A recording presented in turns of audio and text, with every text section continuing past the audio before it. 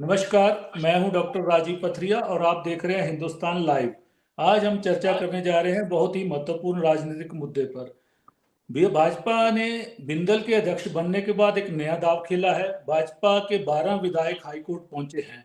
उन्होंने रिट दायर की है कि उप मुख्यमंत्री मुकेश अग्निहोत्री को जो ओहदा दिया गया है और मुख्य संसदीय सचिव जो 6 विधायक बनाए गए हैं वो सारे असंवैधानिक हैं। तो इस मुद्दे पे पहले भी 2 पीआईएल हुई हैं सीपीएस के मुद्दे पे। तो हाई कोर्ट ने इन सब मामलों को क्लब कर दिया है और सरकार को नोटिस जारी कर दिए हैं। क्या मुख्यमंत्री मुकेश अग्निहोत्री से ये ओहदा छीन जाएगा? क्या विधायकों से मुख्य संसदीय सचिव का ओहदा छीन जाएगा? ये आने वाला वक्त कोर्ट में जिरा और उसके बाद निर्णय पे तय करेगा। लेकिन इस बीच कई हाई कोर्ट में मुख्य उप मुख्यमंत्री के पदों को लेके व्यवस्थाएं दी गई हैं। पास के राज्य पड़ोसी राज्य हरियाणा में भी व्यवस्था दी गई है, बेंगलोर में भी दी गई है और सीपीएस के मुद्दे पे भी कई निर्णय आए हैं। उसमें 2005 में भी जब वीरभद्र सरकार ने 12 सीपीएस और पीएस बनाए थे, तब भी हाई कोर्ट में एक पीआईएल हुई थी और सबके सब सीपीएस हटा दिए गए थे।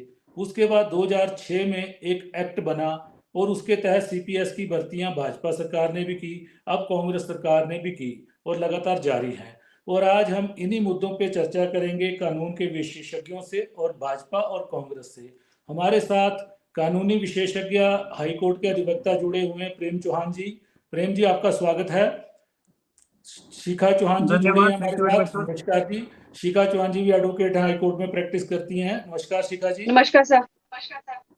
कांग्रेस के प्रवक्ता और उपाध्यक्ष वरिष्ठ नेता महेश्वर चौहान जी हमारे साथ जुड़े हैं। महेश्वर जी, आपका स्वागत है। भाजपा की तरफ से वरिष्ठ नेता संजय शर्मा जी हमारे साथ जुड़े हैं। तो मैं सबसे पहले प्रेम चौहान जी की तरफ जाऊंगा कि चौहान जी, ये मुद्दा क्या है और इस मुद्दे के क्या आगे परिणाम हो सकते हैं, वर्तमान में इसकी क्या स्थिति है? जी प्रेम चौहान जी। जी नमस्कार जी। जी ये जो इसमें चैलेंज किया गया है, 2 काउंट पे चैलेंज किया गया है, जो कि मेरे पास कॉपी है इस रिट पिटीशन की। जी एक तो ये कि जो सीपीएस बनाए गए हैं वो इलीगल है, और एक ये जो डिप्टी सीएम को बनाया गया है अग्निहोत्री जी को, वो गलत है। तो जी इन विषय पे इनफैक्ट काफी सारा केस लॉ पहले भी डिसीजन हो चुके हैं, अब टू ऑनरेबल सुप्रीम कोर्ट हुए हैं, हमारे हाई कोर्ट के भी डिसीजन है। तो जी ये जहां तक सीपीएस वाला मुद्दा है, जी तो इसमें तो ऑलरेडी बहुत सारे डिसीजन आ चुके हुए हैं, बहुत, क्योंकि ये जो संविधान में ही ऐसा प्रावधान है कि मैक्सिमम 15% ऑफ जितने एमएलए होते हैं उन उतने ही जो मिनिस्टर बनाए जा सकते हैं, लेकिन सब्जेक्ट टू मिनिमम 12 एमएलए होंगे हर एक में, जो कि जी हमारे अपने स्टेट में जो है 12 मिनिस्टर बन सकते हैं, क्योंकि 15% जो है बहुत कम कोटा बनेगा हमारे 68 के जो है टोटल स्ट्रेंथ में। तो 12 जी मैक्सिमम जो है यहाँ पे मिनिस्टर्स बन सकते हैं। जी लेकिन जहां तक डिप्टी सीएम वाला है, अगर इसमें देखा जाए तो इसमें ऑलरेडी एक डिसीजन ऑनरेबल अपेक्स कोर्ट का है, जबकि डिप्टी पीएम बनाया गया था देवीलाल जी को तो जी 1990 में। तो उसमें ये अफोर्ड किया गया है कि ये सिर्फ एक डिस्क्रिप्टिव नेचर में, बेसिकली वो जो है मिनिस्टर है तो वो जो है उनको बनाया जा सकता है। उसके बाद इस पॉइंट पे बहुत सारी जजमेंट्स आई है डिफरेंट डिफरेंट हाई कोर्ट की। इवन कि 2019 में Punjab and Haryana high court की भी एक जजमेंट आई है, जिसमें कि जो वहाँ पे मिस्टर चौटाला जी को बनाया गया था डिप्टी सीएम, जी तो उसको जी अफोर्ड किया गया था। ये है जी इसके लीगल पोजीशन। जी। तो सीपीएस को लेके अभी दिल्ली में 21 सीपीएस बनाए थे, तो अभी दिल्ली हाई कोर्ट ने उनको रिमूव कर दिया था। तो क्या चौहान साहब, लगता है कि हिमाचल में भी ऐसी नौबत आ सकती है? जी हाँ, बिल्कुल। इनफैक्ट अभी तो एक एक्ट बना था यहाँ पे, जब तक कि उस एक्ट को क्वेश्चन नहीं करता है ऑनरेबल हाई कोर्ट, तब तक तो वो रहेंगे पोजीशन में। हालांकि अगर देखा जाए on the face of it, वो एक्ट भी एक लीगल है, क्योंकि सेम टाइप का जो एक्ट है ऑनरेबल सुप्रीम कोर्ट ने अभी 2017 में असम का एक एक्ट इसी तरह का बना था, उसको भी क्वेश्चन किया गया था। और अभी जी रिसेंटली जो 2022 में मणिपुर में भी एक सिमिलर प्रोविजन था। तो ऑनरेबल अपेक्स कोर्ट की जजमेंट है उसमें जो है 1 फरवरी 2022 की जजमेंट है, उसमें जो है उसको पेश किया गया था, state of Manipur versus Suraj Kumar ji Okram. जी। संजय जी, भाजपा ने भी अपने कार्यकाल में सीपीएस बनाए थे। धूमल साहब के टाइम में भी 3 सीपीएस बने थे और उनमें से सतपाल सिंह सत्ती जी भी सीपीएस थे।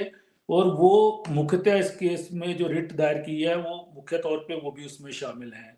तो भाजपा ने एक उप मुख्यमंत्री की ओथ पे भी आपत्ति जताई है, तो ये क्यों ऐसा करना पड़ गया भाजपा को? भाजपा की इसके पीछे की रणनीति क्या है? जी संजय जी। देखिए, भारतीय जनता पार्टी ने शुरू से ही जो है वो इस मुद्दे के ऊपर, जब वीरभद्र सिंह जी प्रदेश के मुख्यमंत्री थे उस समय भी जो है इस मुद्दे को उठाया था कि ये असंवैधानिक है, और इसके ऊपर जो है वो भारतीय जनता पार्टी का पक्ष यही था कि इसको जो है वो कोई अधिकार नहीं है प्रदेश की सरकार को ऐसा कुछ करने का, क्योंकि विधायिका के अंदर हस्तक्षेप जो है वो पार्लियामेंट्री शब्द जो है, पार्लियामेंट्री सेक्रेटरी, ये शब्द कहां से आया? बेसिकली ब्रिटिश संसद का ये शब्द है, क्योंकि ब्रिटिश के लोअर सदन और अपर सदन जो है वो दोनों सदनों के अंदर जो है वो वहां के मंत्री, एक सदन का मंत्री दूसरे सदन में, जैसा कि भारतीय लोकतंत्र के अंदर वो है, वहां पे वो दूसरे सदन में मंत्री नहीं जा सकता।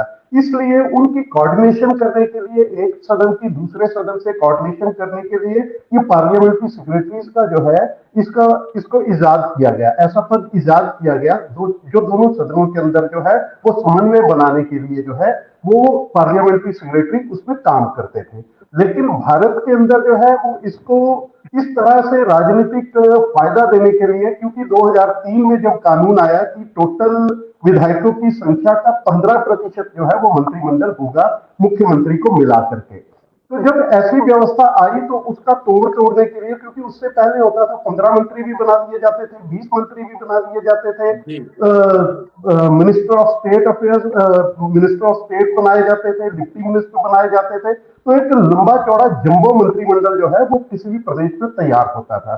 लेकिन ये व्यवस्था जो है वो पार्लियामेंट के अंदर कानून बना कि टोटल संख्या का 15% जो है वो मंत्रिमंडल बनेगा। तो उस तरह से जो है वो राजा वीरभद्र सिंह को भी उस समय दिक्कत आई कि अपने लोगों को किस तरह से एडजस्ट किया जाए, अपने विधायकों के असंतोष को या किसी को रिवार्ड देना है, तो उसको जब मंत्रिमंडल में एडजस्ट नहीं किया जा सका तो उनको पार्लियामेंट्री सेक्रेटरी बना करके उनको मुख्यमंत्री या बाकी मंत्रियों के साथ जो है वो संबंधित कर दिया गया, और उनके उनके लिए वही व्यवस्थाएं जो एक मिनिस्टर ऑफ स्टेट या कैबिनेट मिनिस्टर की होती हैं वो बना दी गई। अब ये सरकार जब से आई है तो इस सरकार ने एक नई परिपाटी शुरू कर दी। सीपीएस तो बनाए ही बनाए, चेयरमैन बनाए जा रहे हैं विद द कैबिनेट रैंक। एक तरफ आप पूरे प्रदेश के अंदर शोर मचा रहे हो कि फाइनेंशियल क्रंच है, मुख्यमंत्री स्वयं बोल रहे हैं कि हिमाचल की स्थिति तो जो है वो श्रीलंका की तरह बनने वाली है।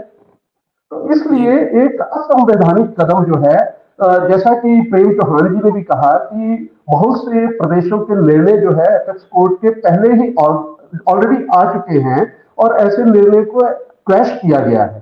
तो उसी तरह से हिमाचल भी कोई जो है वो भारत के संविधान से अलग नहीं चलता है, यहाँ भी कोई कानून अलग नहीं चलता है।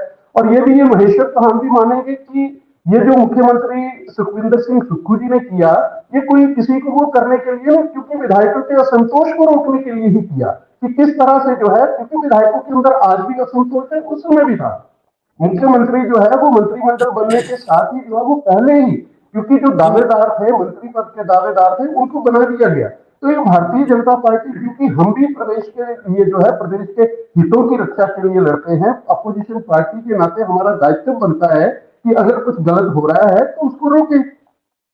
जहां तक भारतीय, ये आपने ठीक कहा है कि पॉलिटिकल मैनेजमेंट होती है, हर विधायक को मंत्री नहीं बनाया जा सकता। लेकिन ये जो रिट आपके द्वारा दायर की गई है, उप मुख्यमंत्री के पद को चैलेंज किया है, जबकि आपके 4-5 प्रदेशों में आपकी सरकार है, वहां पे उप मुख्यमंत्री को ओथ दिलाई गई है और उप मुख्यमंत्री कार्य कर रहे हैं, चाहे वो उत्तर प्रदेश है, महाराष्ट्र है, चाहे वो हरियाणा है। तो उप मुख्यमंत्री की को आपने ये घेरने की कोशिश बीजेपी ने क्यों की है? जी देखिए, वहां पे अब महाराष्ट्र के अंदर, उत्तर प्रदेश के अंदर भारतीय जनता पार्टी तो जाएगी नहीं चैलेंज करने। अब वहां के जो विपक्ष है, ये उनका दायित्व बनता है कि अगर कुछ गलत उनको लग रहा है तो वहां का विपक्ष जो है वो उसको चैलेंज करे। अब भारतीय जनता पार्टी हिमाचल प्रदेश से उठ करके ना उत्तर प्रदेश जाने वाली है ना महाराष्ट्र में जाने वाली है। अगर कोई असंवैधानिक है, लगता है, तो उसको चैलेंज, हमें लगा हिमाचल प्रदेश के अंदर गलत हो रहा है, हमने कोर्ट के अंदर अपना पक्ष रखा है, अगर सही होगा, मान्य होगा, अगर कानून के दायरे में होगा तो न्यायालय जो है वो उसके पक्ष में अपना जो है वो निर्णय देगा कि ये गलत है या ठीक है। हम गए हैं, 2 पिटीशन पहले हुई है, उनमें उप मुख्यमंत्री के पद को चैलेंज नहीं किया गया है, उसमें सिर्फ सीपीएस को चैलेंज किया गया था। वो पिटीशन भी जो है वो ऑनरेबल हाई कोर्ट के अंदर जो है वो सब क्लब कर दी गई है। अब तो निर्णय का इंतजार है। मेश्वर जी कुछ बोलना चाह रहे हैं। जी मेश्वर जी। मेश्वर जी। हिमाचल प्रदेश में भारतीय जनता पार्टी कोई केस करे और उसमें मुकेश अग्निहोत्री ना हो तो इसमें तो हैरानी की कोई बात नहीं है, क्योंकि भारतीय जनता पार्टी का जो आदत है वो उससे मजबूर है। अभी संजय जी ने बहुत संविधान की भी बातें करी और कानून की भी बातें करी, तो मैं इनको याद कराना चाहता हूँ कि संविधान को स्थापित करने वाले लोग इस देश के अंदर जिन्होंने संविधान लिखने में भूमिका रखी और स्थापित किया, सरदार वल्लभ भाई पटेल, जिनके नाम का राजनीतिक उपयोग भारतीय जनता पार्टी मौजूदा शासन में गुजरात के अंदर भी कर रही है। इनको मालूम होना चाहिए कि देश के प्रथम उप प्रधानमंत्री सरदार वल्लभ भाई पटेल रहे, देवीलाल जी रहे। और जैसा कि प्रेम चौहान जी ने कहा कि अपेक्स कोर्ट से बड़ी सारी जो डिप्टी प्राइम मिनिस्टर और डिप्टी मिनिस्टर के उसमें जितनी भी रिट्स हुई है, जितनी भी पीआईएल हुई है, उसमें जो पाया गया कि वो सही है। और जो आपने कहा भी 2019 की कर्नाटक हाई कोर्ट में हुई और जो हरियाणा के मामले में जो कहा है उसमें पटिशनर को कॉस्ट लगाई है कोर्ट ने, उन्होंने माना है कि आपने कोर्ट का टाइम वेस्ट किया है। तो डिप्टी चीफ मिनिस्टर और भारतीय जनता पार्टी आज कह रही है कि संविधान की बातें और हम यहाँ से उठकर यूपी नहीं जाएंगे, तो क्या भारतीय जनता पार्टी कोई प्रादेशिक पार्टी बन गई हिमाचल प्रदेश के अंदर? क्या जो भारतीय जनता पार्टी केंद्र के अंदर है, पूरे देश के अंदर है, क्या उनकी विचारधारा, क्या उनका स्टैंड डिप्टी प्राइम मिनिस्टर और डिप्टी चीफ मिनिस्टर पर हिमाचल भाजपा से भिन्न है? क्या भारतीय जनता पार्टी हिमाचल की मुकेश अग्निहोत्री के प्रति उनका पर्सनल वेंडेटा इतना बढ़ चुका है कि वो अपनी पार्टी का जो स्टैंड है राष्ट्रीय स्तर पर उससे भी भिन्न, उससे भी जुदा होकर हिमाचल में डिप्टी चीफ मिनिस्टर की पोस्ट को जो है चैलेंज कर रहे हैं? मैं ये जानना चाहता हूं इनसे। और मैं तो भारतीय जनता पार्टी का इंटरनल मैटर है, लेकिन आप बताइए, महाराष्ट्र की आपने बात की, महाराष्ट्र में इन्होंने पॉपुलर गवर्नमेंट को गिराकर हमारी नई सरकार का गठन किया, उसमें अपने मुख्यमंत्री को उप मुख्यमंत्री बना दिया। तो क्या ये नैतिकता है? जो कोर्ट का डिसीजन आएगा वो आएगा, क्योंकि बहुत कानूनी तकनीकी पहलुओं पर मैं नहीं जाना चाहता, क्योंकि दोनों ही मामले जो है सब जुडिस है, उच्च न्यायालय के विचाराधीन है, तो मैं उसमें ज्यादा टेक्निकलिटी में नहीं जाना चाहता। लेकिन नैतिकता की बात मैं जरूर इनको बताना चाहता हूँ कि आप नैतिकता की बात ना करें। जिस देश को आप संविधान की बात कर रहे हैं, उस संविधान को स्थापित करने वाले लोगों के खिलाफ आपने कदम उठाया है। और आप कहते हैं मोदी मोदी, फिर कहते हैं आप योगी योगी। तो आप बताइए, योगी जी के कितने उप मुख्यमंत्री हैं उत्तर प्रदेश के अंदर? तो क्या भारतीय जनता पार्टी हिमाचल की वो केंद्र से भिन्न है? आपका हिमाचल में कुछ और स्टैंड है और अन्य राज्यों में और है, तो क्या कहें इस बात को? हम ये मान लें कि आपको अभी तक वो दर्द सता रहा है कि जिस इंसान ने हमको हिमाचल प्रदेश की सत्ता से बेदखल किया है, हम उसका पीछा नहीं छोड़ेंगे। तो नेटशेल में मैं ये कहना चाहता हूँ कि बहुत बड़ी बात नहीं इसमें, कानूनी पहलुओं पर कानून विचार करेगा और उच्च न्यायालय का आदेश जो होगा सर्वमान्य होगा, फैसला उनका सर्वमान्य होगा। लेकिन ये आप भी जानते हैं, हम भी जानते हैं, ये सेटल्ड लॉ है। डिप्टी चीफ मिनिस्टर के इश्यूज पर सेटल्ड लॉ है, हर जगह कोर्ट ने माना है कि ये डिप्टी, इवन मैं कहूंगा कि डिप्टी चीफ मिनिस्टर नहीं, इवन चीफ मिनिस्टर, वो भी सभी प्रैक्टिकल पर्पस के लिए मिनिस्टर ही अपने डिपार्टमेंट के। जो भी रूल ऑफ बिजनेस में सारी चीजें मिनिस्टर को तय करनी है, तो मुख्यमंत्री भी मंत्री हैं अपने विभागों के, उसी तरह से उप मुख्यमंत्री भी अपने विभागों के मंत्री हैं। और हिमाचल में तो कोई बड़ी बात नहीं है, अभी तो 3 मंत्रिमंडल की पोस्टें भी खाली है, कोई इन चीजों की वायलेशन नहीं हुई है। अगर कानून के मुताबिक, संविधान के मुताबिक 15 सीटें हैं, 15 मंत्री बनने हैं, तो उन बातों की वायलेशन कहीं हिमाचल प्रदेश के अंदर नहीं है। लेकिन वायलेशन नहीं हुई है। भारतीय जनता पार्टी को सिर्फ और सिर्फ पॉलिटिकल वेंडेटा जो मुकेश अग्निहोत्री के खिलाफ है, क्योंकि उनको आज भी लग रहा है कि अगर हम सत्ता से बाहर हुए हैं तो मुकेश अग्निहोत्री के कारण बाहर हुए हैं, इसलिए एक प्रयास है मुकेश अग्निहोत्री को घेरने का। लेकिन पूरा देश देख रहा है भारतीय जनता पार्टी की हरकत को, कि आप पूरे देश में आपका जो स्टैंड है वो अलग है, हिमाचल में अलग है। जी शिखा जी, मैं जानना चाहूंगा कि भाजपा ने जो रिट दायर की है उसमें उप मुख्यमंत्री के, शिखा जी, हाँ जी सर। हाँ जी हाँ, सर। उसमें उप मुख्यमंत्री मुकेश अग्निहोत्री को जो oath as a deputy chief minister दिलाई गई है, उसको लेके आपत्ति जताई है क्या? और क्या राजभवन को भी उसमें पार्टी बनाया गया है? जी। सर बिल्कुल, ये जो पिटिशंस फाइल हुई है, पहले ये जी। सीपीएस के लिए हुई है, उनकी नियुक्ति पर हुई है, और जो हमारे उप मुख्यमंत्री हैं, उनके लिए हुई है, चैलेंज किया गया है। ये 3 मैटर्स है, एक पीआईएल है, वो 2 टैग हो गई है ऑलरेडी। एक 4 मई को लगा था, जो डिप्टी सीएम के लिए चैलेंज किया है इन्होंने, उनकी अपॉइंटमेंट के लिए चैलेंज किया है। वो अब आपकी 19th मई को उसकी हियरिंग है जी। तो ये जो चैलेंज किया गया है, एज पर ये कॉन्स्टिट्यूशन ये कहते हैं कि ये अनकॉन्स्टिट्यूशनल है, जो इनको अपॉइंट किया गया है डिप्टी सीएम को। तो ये जी हमारा अनकॉन्स्टिट्यूशनल ये कहते हैं, पर एज पर लॉ हमारी जो जजमेंट्स कहती है वो नॉमेनक्लेचर है, डिस्क्रिप्टिव है। तो उस लिहाज से ये जो अपॉइंटमेंट है, जो इन्होंने चैलेंज की है, तो इसमें काफी सारी जजमेंट्स भी है जो कि फेवर में जाती है जी। तो ये कहना गलत है कि इनकी अपॉइंटमेंट नहीं की जा सकती है, इनकी ओथ गलत है, ये भी इनका कहना गलत है। As well legally, as legal luminary होने के नाते मैं आपको ये चीज बता रही हूँ कि ये जो चैलेंज किया गया है इनका अपॉइंटमेंट्स, तो ये तो एज पर नॉमेनक्लेचर ये डिस्क्रिप्टिव है, एज पर लॉ मैं ये आपको बताना चाह रही हूँ जी। चौहान साहब, प्रेम चौहान जी, मैं जी ये सर। जानना चाहूंगा कि एक उप मुख्यमंत्री को लेके कर्नाटका हाई कोर्ट में भी एक 2018 में शायद कोई एक डिसीजन आया था, और जी उसमें जी जो जी जिन्होंने रिट की थी उनको कॉस्ट भी लगाई गई थी।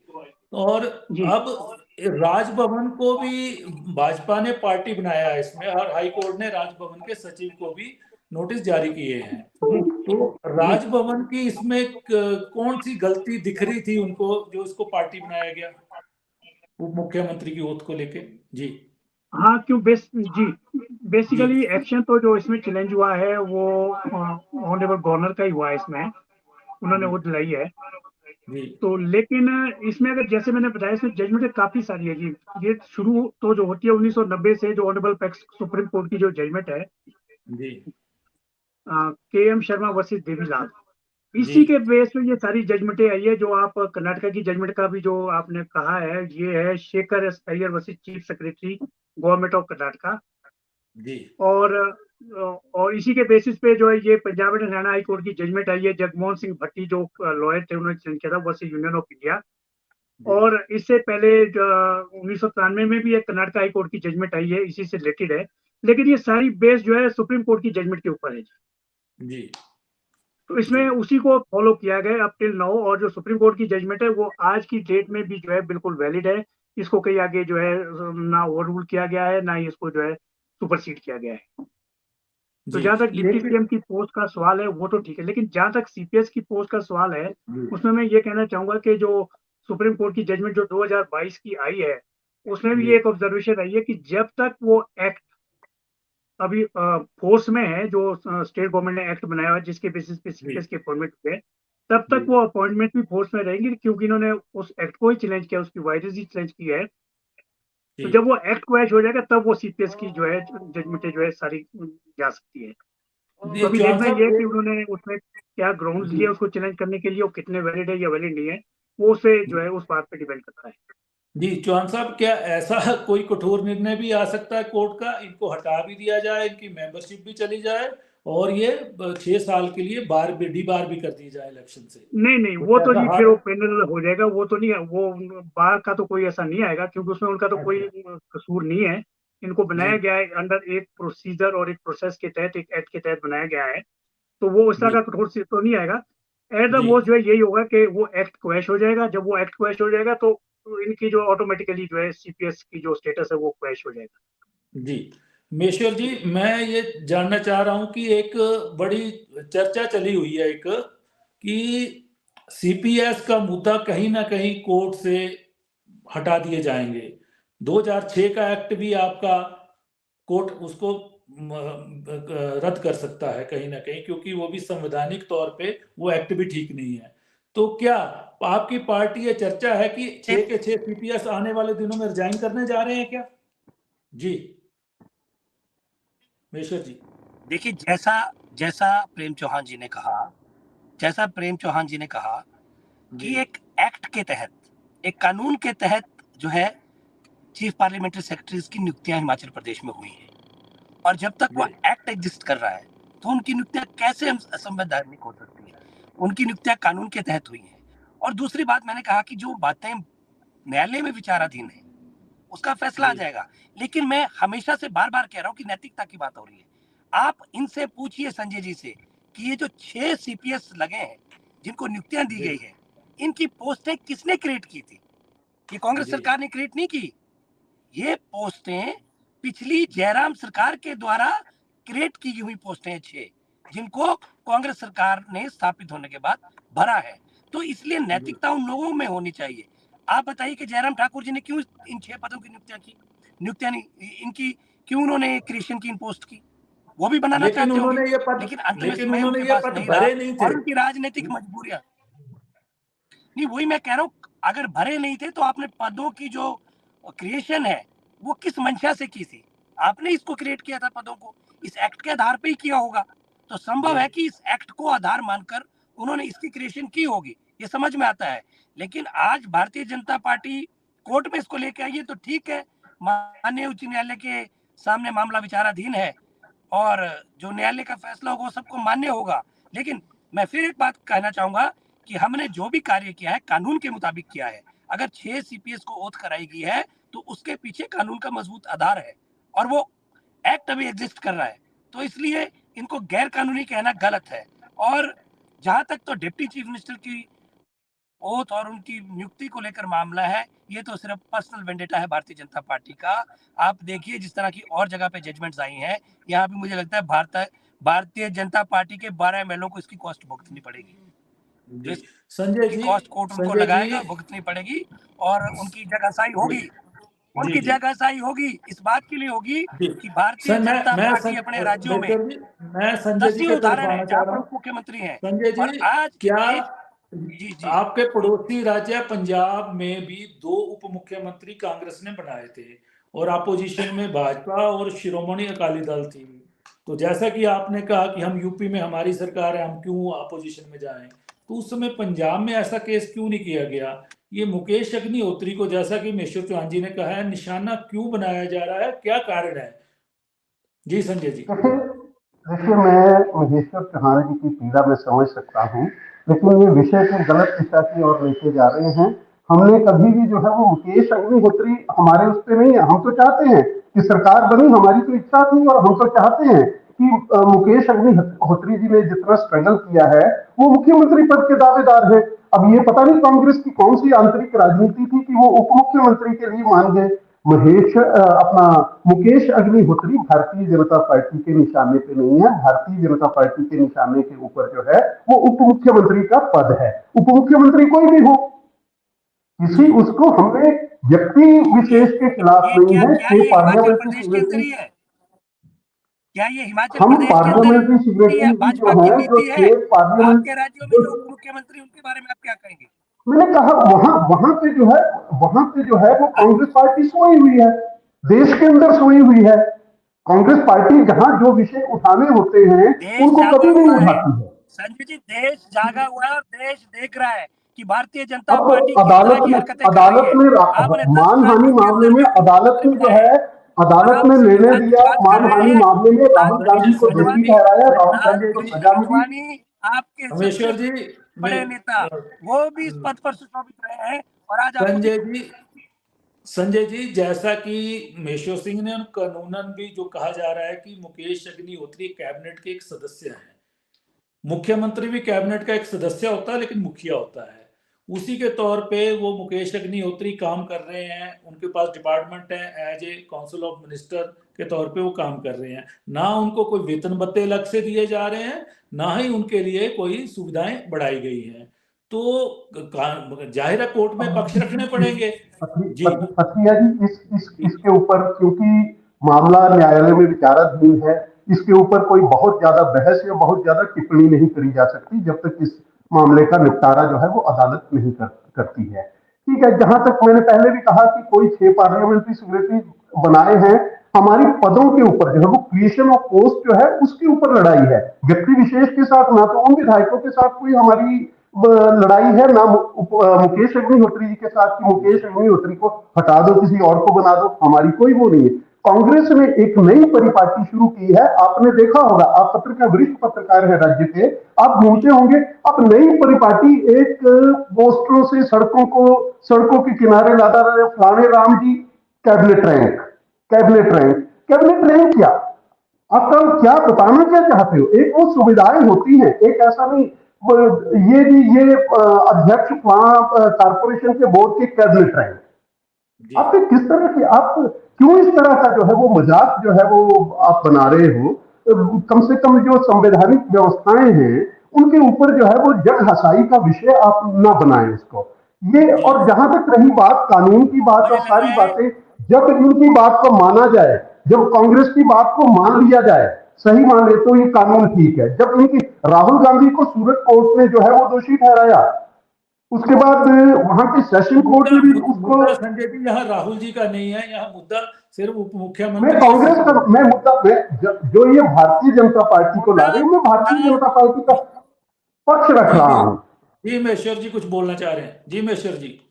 नहीं राजीव जी, पीड़ा संजय जी की भी समझ आ रही है, जिला कांगड़ा है, और वैसे तो भारतीय जनता पार्टी कह रही है कि बहुत कांगड़ा के साथ भेदभाव हो गया, इनकी सरकार में भी हुआ, लेकिन आज अगर किसी कांगड़ा के व्यक्ति को कैबिनेट रैंक दिया गया है तो संजय जी को इतनी पीड़ा क्यों हो रही है? इनको तो खुशी मनानी चाहिए क्योंकि कांगड़ा जिला के किसी नव नियुक्त विधायक को जो है कांग्रेस पार्टी ने कैबिनेट रैंक दिया है, तो कांगड़ा की इंपॉर्टेंस को देखते हुए दिया है, तो इसलिए इनको तो खुश होना चाहिए।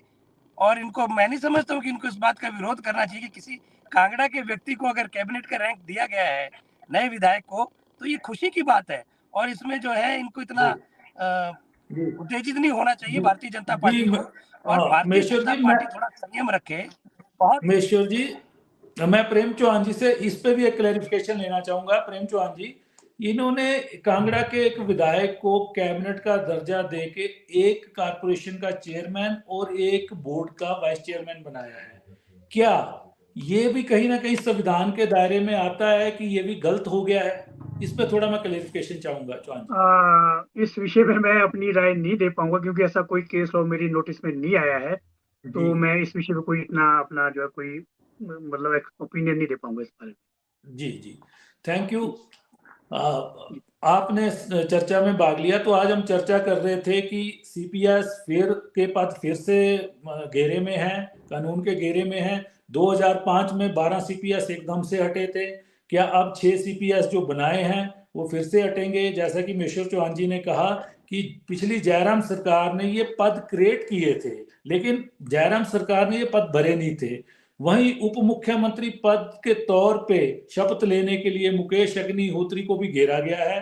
भाजपा के 12 विधायक उनको हाईकोर्ट तक ले गए हैं और राजभवन को भी पार्टी बनाया गया है। क्या मुकेश अग्निहोत्री का पद भी रह पाएगा?